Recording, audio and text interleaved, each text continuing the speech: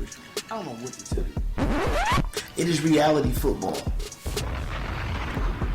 It's Andrew Luck all day. It's no better quarterback in fantasy football than Andrew Luck. You can keep your A-Rod, you can keep your Paytons.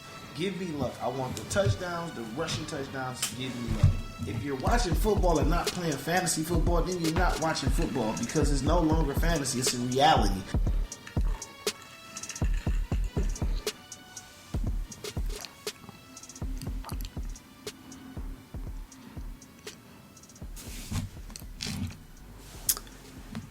We'll get some links up there when the One Take Podcast fantasy football stuff jumps off. I'm not too familiar with all the details. This is my first go around in the football season with One Take Podcast Nation. So I will forward along that information for anybody that's interested.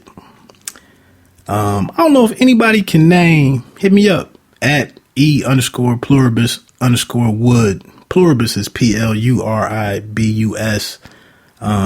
If anybody knows what that track was in the first break, let me know.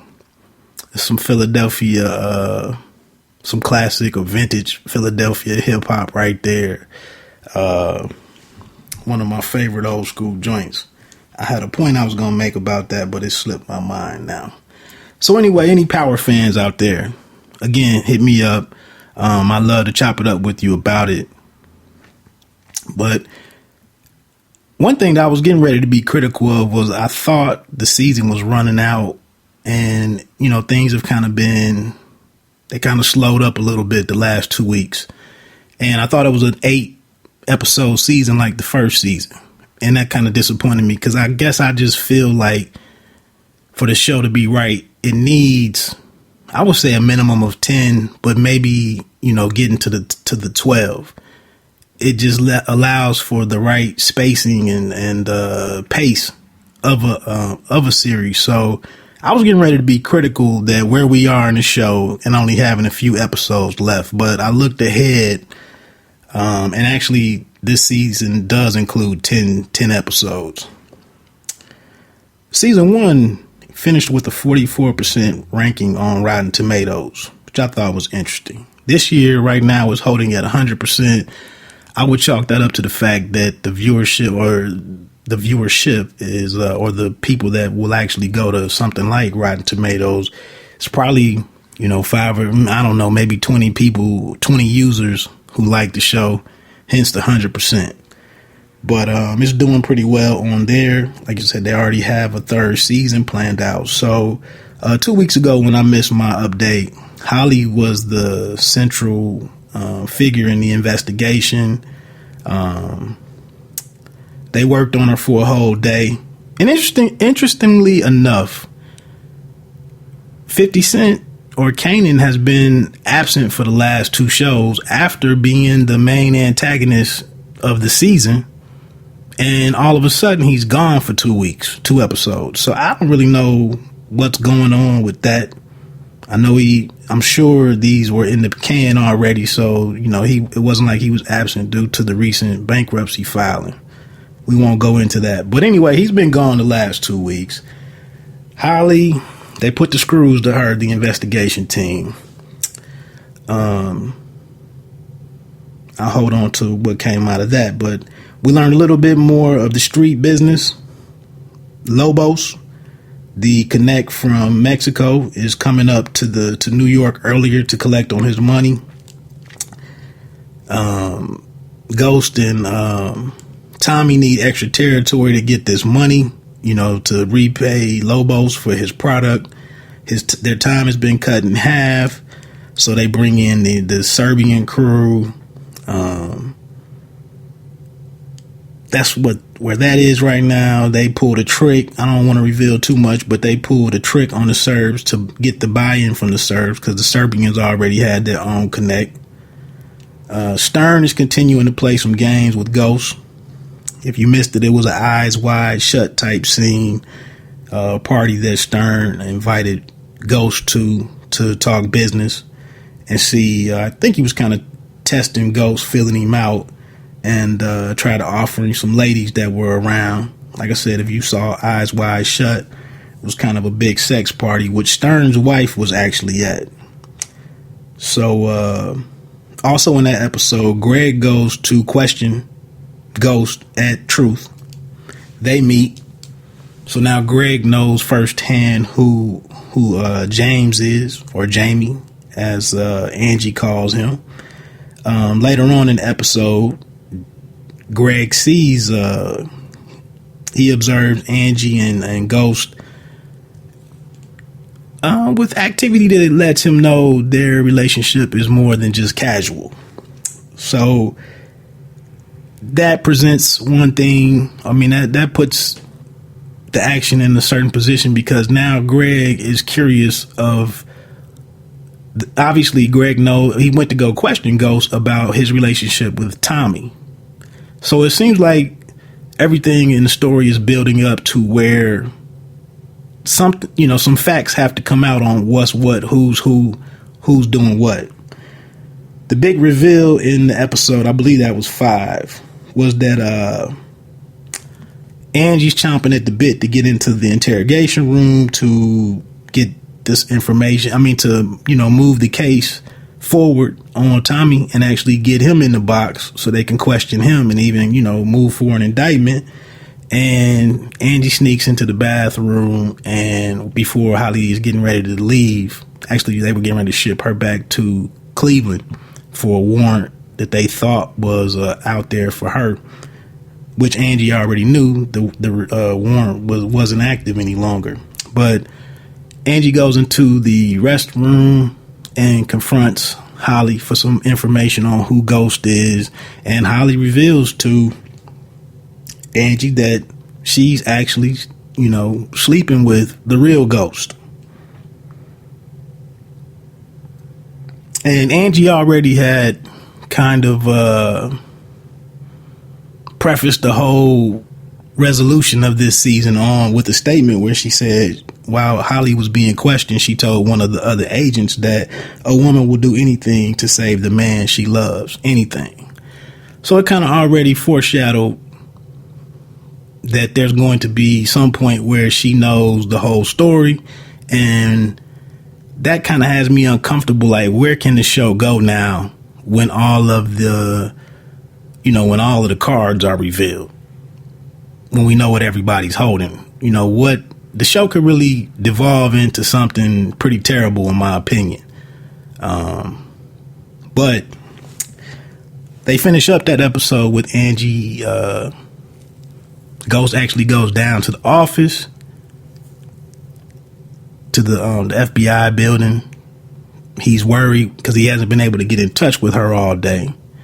And she comes out, and, they give you a pretty good cliffhanger with Angie asking Ghost, so how was work today? Now that she knows more, now that she knows who he really is. So now that big reveal has been in place, and I'm getting ready to wrap up Power with this week's past episode, even though she knows what she knows, now the story slows down, and she doesn't do anything really with that information. I think she's still trying to vet out who's really who.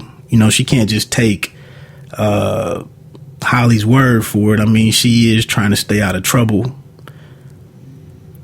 But it didn't really go anywhere, so it seems like the show buys a little time, and it turns into Angie giving Holly some time to find some information to pin everything on Ghost, on Jamie, the real Ghost. And that's what she's been trying to do, is find some information that Tommy would be able to walk. Holly and Tommy would be able to walk, and Ghost would take the fall for everything. And that's kind of like, to me, the weakness in the writing is that everything that they have Tommy on right now, even if Ghost is the head of this organization, they have Tommy on video at the murder sites. So, how is somebody that's tied to multiple murders? I mean, you're just not going to walk free. So that's kind of like, I think, me and my partner Dav, who was supposed to be on this show with me. I think that's kind of where he's not too impressed with Power, and I'm kind of just tolerating what's going on because now that I've invested this time in it, I have to see how it resolves. So anyway, in this week's episode, the business side is right. It looks like they're going to be able to get Lobos's money for him. What else is going on?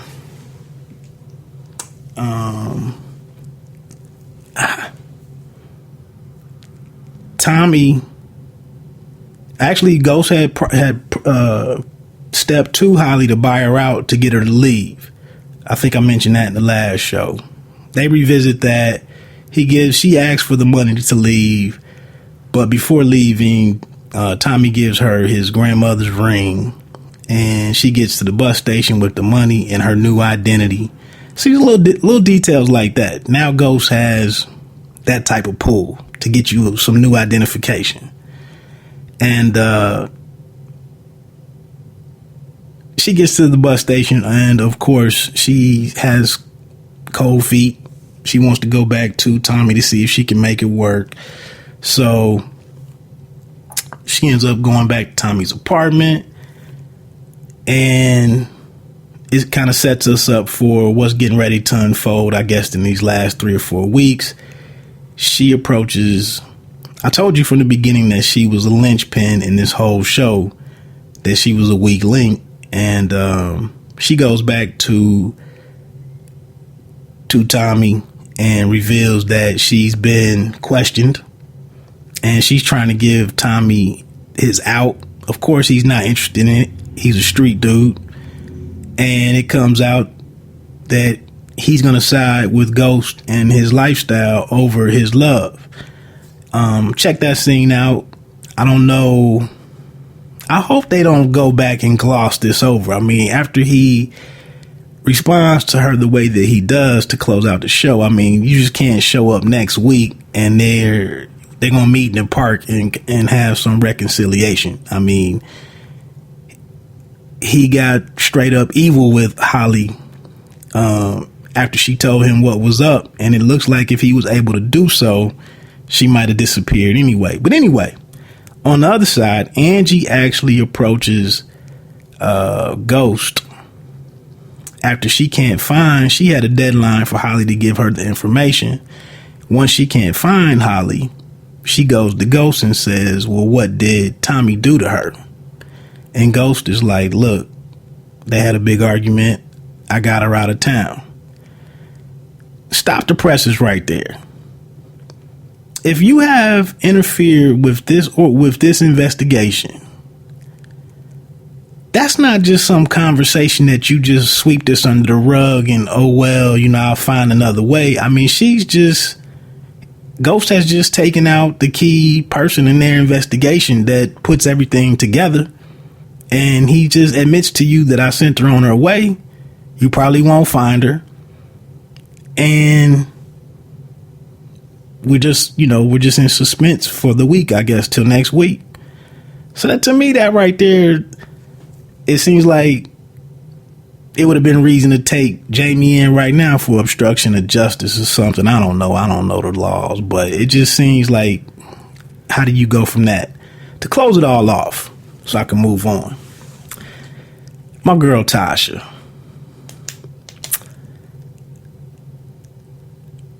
Tasha is in a tough position because she knows it's a cold world out here. She still wants to have her family in some ways, but she's hurt by being chosen, or this other woman being chosen over her and everything that she's been to Ghost. And this is kind of my problem with the story in general, is that I understand the high school love angle that they've played, but Tasha is just, for lack of a better word off the top of my head, she's just so much of a writer as far as knowing the business, knowing the rules of the business, knowing how the money works, knowing how the street side of it works, knowing what being a kingpin or, a boss calls for. I mean, she's moving the pieces on the chessboard before Ghost even knows what to do.